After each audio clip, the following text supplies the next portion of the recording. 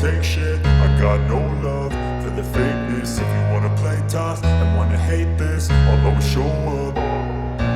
I don't ever slow up, no I don't take shit. I got no love for the fakeness. If you wanna play tough and wanna hate this, I'll always show up and make a statement. I don't ever slow up, no I don't take shit. I got no love for the fakeness. If you wanna play tough and wanna hate this, I'll always show up and make a statement. Everything I do so instinctive and so passionate. Every word I move so descriptive like an adjective. I got a vendetta against people who patented being negative when you should be getting after it. I got facts over tracks, this and that. Spitting slow, spitting fast. I could roast, I could gas. Think I'm okay at last, but I don't know if that can erase all the past. And the pettiness, a reflection of the emptiness. Hilarious, you think you're worth my time, you're delirious. Mysterious, because you hide behind a fake exterior. Inferior, you know I'll always be a bit superior. Get off of me, this ain't no humble brag. I want you to hear words, you can say them back. I want you to feel free from the chains at last, and to believe in what you got, it was built to last, yeah. Now that I've been put through hell, I never got anyone's help. I had to do it all myself.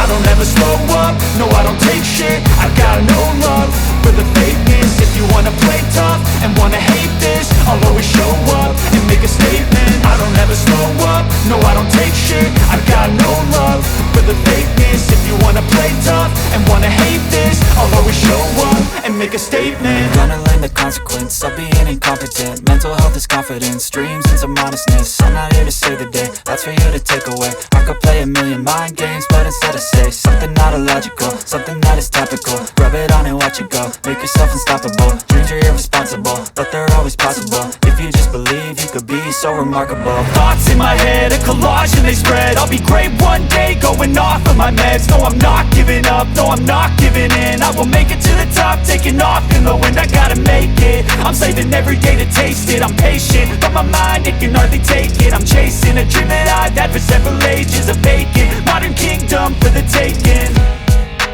Now that I've been put through hell, I never got anyone's help.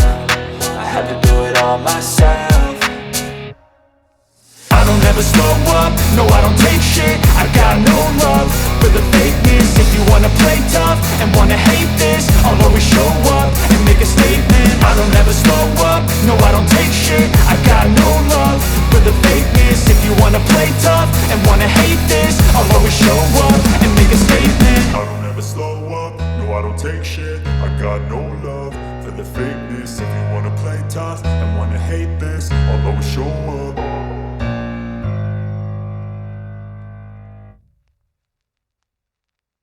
సంక్షేమ పథకాల గురించి ఎండగొట్టడానికి కేసీఆర్ ఎక్కువ బహిరంగ సభల మీదే ఆధారపడుతున్నారేమో అనిపిస్తుంది. ఎందుకంటే ముఖ్యమంత్రి రేవంత్ రెడ్డి స్వయంగా అసెంబ్లీకి రండి, బహిరంగ సభల్లో వద్దు, అసెంబ్లీ వేదికగా చర్చిద్దామని చెప్పినప్పటికీ కూడా ఎలాంటి చర్చలో పాల్గొనకుండా వెళ్లిపోవడాన్ని మనం ఎలా చూడాలి? అసలు బీఆర్ఎస్ నేతలు ఏమంటున్నారు దీనికి సంబంధించి? ముఖ్యంగా బీఆర్ఎస్ నేతలు అసెంబ్లీకి కేసీఆర్ లాంటి నేత వస్తే ఆయనను ఢీకొనడానికి కానీ ఆయన స్థాయి కానీ ఈ అసెంబ్లీలో ఎవరు లేరన్నటువంటి ప్రచారాన్ని మాత్రం చేస్తున్నారు. అదే విషయాన్ని మాత్రం స్పష్టం చేస్తున్నారు. కేసీఆర్ అసెంబ్లీకి వస్తే మాత్రం ఈ అంశాల మీద సమాధానం చెప్పేటువంటి స్థాయి నాయకులు కాదు, ఎవరు లేరు, ముఖ్యమంత్రి కూడా దగ్గర కూడా లేరు.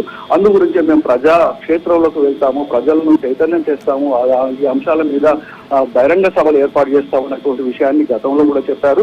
అదే విషయంలో ఈ రోజు వచ్చినటువంటి సందర్భం చూసేదంటే కేవలం అటెండెన్స్ రిజిస్టర్ సంతకం చేసి వెళ్ళారు. అయితే ముఖ్యమంత్రి మాత్రం ప్రజాక్షేత్రంలో తెలుసుకోకుండా ప్రజా వేదిక ఇటు ఆ దేవాలయం లాంటి అసెంబ్లీ సమావేశానికి వచ్చి ప్రభుత్వాన్ని విమర్శించడం కావచ్చు, సూచనలు సలహాలు కూడా ఇవ్వచ్చు. ప్రతిపక్ష నేత మేము తగిన గౌరవం ఇస్తాము, అదేవిధంగా కేసీఆర్ లాంటి నేత ప్రభుత్వాన్ని విమర్శిస్తే మేము దానికి సమాధానం చెప్తాం. ముఖ్యంగా కృష్ణా జలాలే కావచ్చు, గోదావరి జలాలే కావచ్చు, మిగతా ప్రాజెక్టులే కావచ్చు, ఇతర అంశాలు ఎవరు అడిగినా అసెంబ్లీలో అడగండి, మేము సమాధానం చెప్తాము. దానికి కావాల్సిన కన్స్ట్రక్టివ్ సలహాలు కూడా ప్రభుత్వానికి ప్రతిపక్ష నేతగా ఇస్తే మేము వాటిని స్వీకరిస్తామన్నటువంటి విషయాన్ని కూడా రేవంత్ రెడ్డి చెప్పారు. అయితే ఇక్కడ కేసీఆర్ మాత్రం తనకు ఈ అసెంబ్లీ సమావేశాలను వేదికగా చేసుకోకుండా ప్రజాక్షేత్రంలోకి వెళ్లి ప్రజల్లో బహిరంగ సభలు ఏర్పాటు చేసి దాన్ని ప్రజల్లోకి తీసుకువెళ్లాలన్నటువంటి విషయం మాత్రం మనం స్పష్టంగా చెప్పవచ్చు. దానికి కావాల్సినటువంటి సన్నాహాలు కూడా చేస్తుంటూ ఈ జనవరి తర్వాత మొత్తంగా ఇటు చేవెళ్లలో కావచ్చు, నాగర్కర్నూలులో కావచ్చు, మిగతా విషయాల్లో కావచ్చు బహిరంగ సభలు ఏర్పాటు చేయడం సిద్ధంగా ఉన్నట్టు తెలుసు. అయితే ఈ అసెంబ్లీలో మాత్రం ఇటు కేటీఆర్ కావచ్చు, హరీష్ రావు లాంటి కావచ్చు, జగదీశ్వర్ రెడ్డి లాంటి నేత సరిపోతుంది అన్నటువంటి ఉద్దేశంతోనే కేసీఆర్ అసెంబ్లీ సమావేశాలకు హాజరు కావడం లేదన్నటువంటి విషయాన్ని బీఆర్ఎస్ నేతలు చెప్తున్నారు. భువన అయితే శ్రీనివాస్ గారు, ప్రధానంగా చూసుకుంటే కేసీఆర్ గారు ఎక్కడైతే కూర్చున్నారో ఆ ప్లేస్ దాకా సీఎం రేవంత్ రెడ్డి గారు వచ్చి దండం పెట్టుకుంటూ వచ్చి అక్కడ కేసీఆర్ గారికి షేక్ హ్యాండ్ కూడా ఇవ్వడం జరిగింది. అంటే సభలో మీ గౌరవం ఏమీ తగ్గకుండా చూస్తాము అని చెప్పి ఒక సంకేతం ఇచ్చినట్లే కదా.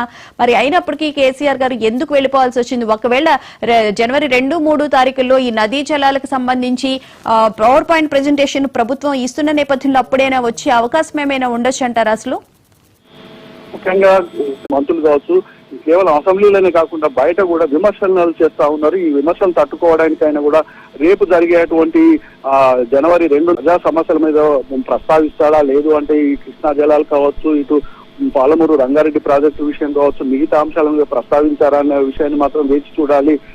అయితే ఆ సమావేశాలకు హాజరైతే మాత్రం తగిన గౌరవం ఇస్తాము, ఆ సమయం కూడా ఇస్తామన్నటువంటి విషయాన్ని స్పీకర్ కూడా ప్రతిపక్ష నేతకు తగిన సమయం ఇస్తాడన్నటువంటి విషయాన్ని మాత్రం అధికార పక్ష నేతలు చెప్తున్నారు. భువన అయితే సార్, ఇక్కడ ప్రతిపక్ష నేత కేసీఆర్ గారు అయినప్పటికీ కూడా కానీ సభలో వచ్చేసి వర్కింగ్ ప్రెసిడెంట్ అయినటువంటి కేటీఆర్ గాని లేకపోతే హరీష్ రావు గాని తమ యొక్క వాదన ప్రభుత్వంపై విమర్శలు గుప్పిస్తూ ఉన్నారు. సో వాళ్ళ స్థాయిని ఏమన్నా తగ్గించినట్లు అవుతుంది అని చెప్పి ఒకవేళ కేసీఆర్ గారు వెళ్ళిపోవడం జరిగిందా?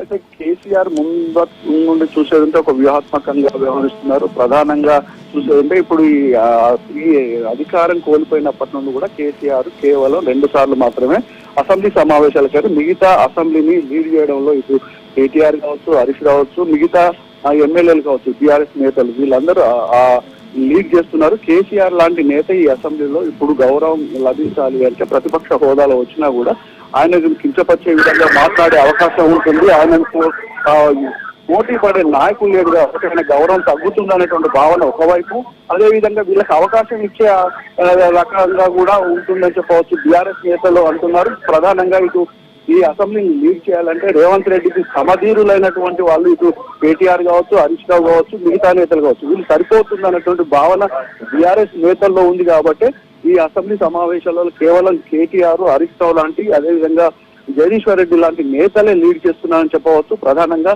కేసీఆర్ వచ్చే అటువంటి సమయం ఉన్నా కూడా ఆయన మాత్రం హాజరు కాకుండా ఆయన కేవలం ప్రజా వేదికలకు అదేవిధంగా మీడియా సమావేశాలకే హాజరవుతున్నారు.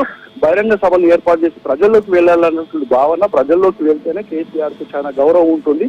అసెంబ్లీలో తనను ఢీకొనేటువంటి స్థాయి నాయకులు లేడన్నటువంటి భావనతోనే బీఆర్ఎస్ నేతలు కేసీఆర్ ను అసెంబ్లీ సమావేశాలకు దూరంగా ఉంటున్నట్లు చెప్తున్నారు. భువన అయితే సార్, ప్రధానంగా చూసుకుంటే శీతాకాల సమావేశాలు అయినప్పటికీ కూడా కేసీఆర్ గారు అసెంబ్లీకి వస్తున్నారు అని అంటే హీట్ వచ్చే విధంగా కూడా రాజకీయాలు ఉంటాయి అని చెప్పి ప్రతి ఒక్కళ్ళు భావించారు. కానీ ఇక్కడ చూస్తే కేవలం 5 నిమిషాలు మాత్రమే కేసీఆర్ గారు అక్కడ టైం స్పెండ్ చేసి వెళ్లిపోవడాన్ని అసలు మనం ఎలా చూడాలి? ఆయన ఎంత వ్యూహాత్మకంగా ఈ సమావేశాలకు వచ్చారని చెప్పి అనుకోవాలి. ఎందుకంటే చాలా అందరూ అంటూ ఉన్నారు కేసీఆర్ సభకి రావటం లేదు, మీరు సభకి రండి అప్పుడు మాట్లాడదామని చెప్తూ ఉన్నప్పటికీ కూడా ఎక్కడ ఏమి మాట్లాడకుండా జస్ట్ ఇట్లా వచ్చి అలా వెళ్లిపోయారు అని చెప్పి అనిపిస్తుంది కదా సార్. ముఖ్యంగా కేసీఆర్ లాంటి నేత అసెంబ్లీలో లేరు, అంత అన్ని సార్లు గెలిచినటువంటి నాయకుడు లేడు. ప్రస్తుతం ఉన్నటువంటి పాలనలో ఉన్నటువంటి ముఖ్యమంత్రి రేవంత్ రెడ్డి కేసీఆర్ స్థాయి తీసుకునేటువంటి పరిస్థితిలో లేడు అనేటువంటి భావనతో బీఆర్ఎస్ నేతలు ఉన్నారు. అదే తరహాలో కేసీఆర్ కూడా ఉండడం వల్లనే అసెంబ్లీ సమావేశాలకు హాజరు కాకుండా కేవలం ఆయన ప్రజా క్షేత్రాలకు వెళ్లడము, మీడియా సమావేశాలు నిర్వహించడానికి పరిమితమవుతున్నాడు. అయితే నిజానికి ప్రతిపక్ష నేతగా గతంలో కూడా చూస్తుంటే మనం ఏపీలో కూడా చూసేదంటే ఇప్పుడు ఉన్నటువంటి పరిస్థితి చంద్రబాబు నాయుడు కూడా ఆ రోజు జరిగినటువంటి కొన్ని సంఘటనల దృష్ట్యా ముఖ్యమంత్రి జగన్ ఉన్న సమయంలో ప్రతిపక్ష నేతగా చంద్రబాబు ఉన్న సమయంలో జరిగినటువంటి కొన్ని సంఘటనలు దృష్టిలో పెట్టుకొని ఇక్కడ కూడా అలాంటి సంఘటనలు జరగవచ్చు, అలాంటి అవమానాలు కేసీఆర్ కు జరగవచ్చు అనేటువంటి భావన ఈ బీఆర్ఎస్ నేతల్లో ఉంది. అలాంటి పరిస్థితి రాకుండా ఉండాలి అంటే కేసీఆర్ అసెంబ్లీ సమావేశాలు దూరంగా ఉండడమే మేలు అనేటువంటి ఆలోచనతోనే బీఆర్ఎస్ నేతలు కేసీఆర్ కు రాకుండా అలాంటి ప్రతిపక్ష నేత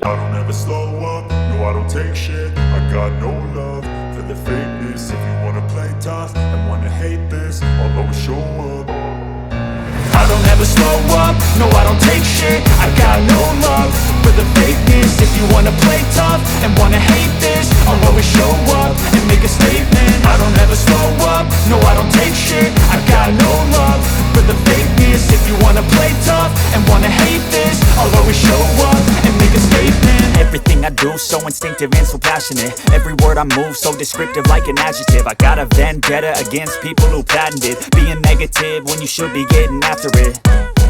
I got facts over tracks, this and that. Spitting slow, spitting fast, I could roast